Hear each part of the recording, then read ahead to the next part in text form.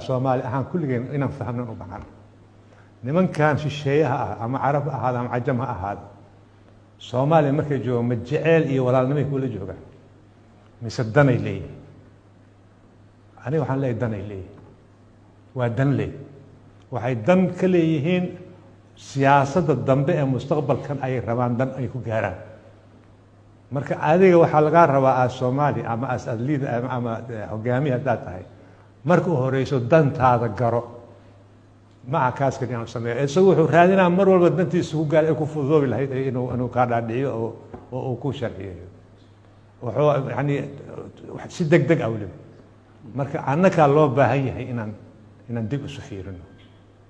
marka shisheeye waa ku imaana waa ku wada waa ku dhaha walaalo intuu ay saaxiibo mashaaruhu macaan oo taal umrku wuxuu rabo ku sheega laakiin waxa weyn dan uu leeyahay ogow dantaadii dantiisa haday iswaafaqaan ahlan wasahlan haday iswaafaqaan walaalo aan tanaan rabaa haddii aan iga raali aho tan waa ila qaban kartaa ila qabo iga raali aho hadii kale marka waxa weeyaan annaka laga rabaa haddii adiga hadda annaka aan tashan weyno haddaan isu keeni weyno tee waa lagu soo dhaxgalaa laga faa'iideysan hadda annaka dhan waxaa leeyahay beesha caalamka ma in magaciisa ma soo dhaxgasho ma wasiyad ku jirtaa ma isticmaar ma maya fariiso tasho haddaad tasho wayso waa lagu talinaa arrintu waa mid ah marka annaka ayada iska leh waxay gacanta ugu jiraan 2016 say noola dagaalan jireen ma malayn kartay idinkaad banaanka ka joogtay intay nooga neefsan jireen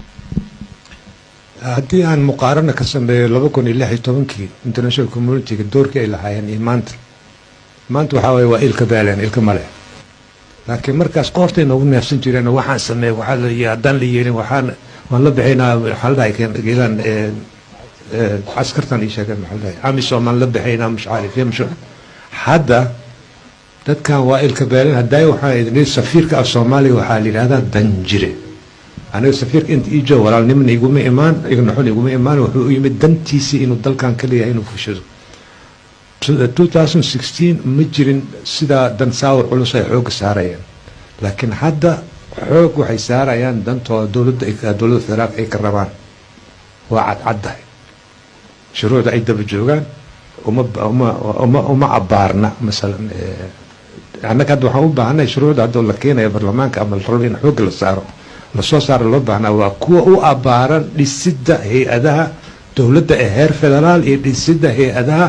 heer dowlad goboleed waxaanu ka hadlaynaa magaciisi shuruuc kale oo interest gaar ah oo ku jira marka saa daraadeed waxaan qabaa danahoodii ayaa aada u soo ifbaxay international community hadda ma aha intay meesha tagto dowladda federaalka ay kusoo hogaamiso ama dowlad oo magaciisi goboleed ay hogaamiso xafiiskooda waxaa la yidhaahdaa ii sheeg kelmadii ay isticmaali jireen good officeskooda ma isticmaaloohaya dabqaaday ku jiraan saasaa la lahaa saanay lahaayeen laakiin saasaa la yeeli doona waa inaad yeeshaan ma jirto hala heshiyo kalaamka falan faaruqa ilka male marka ha ka sugina international community ayaa isku keeni doonta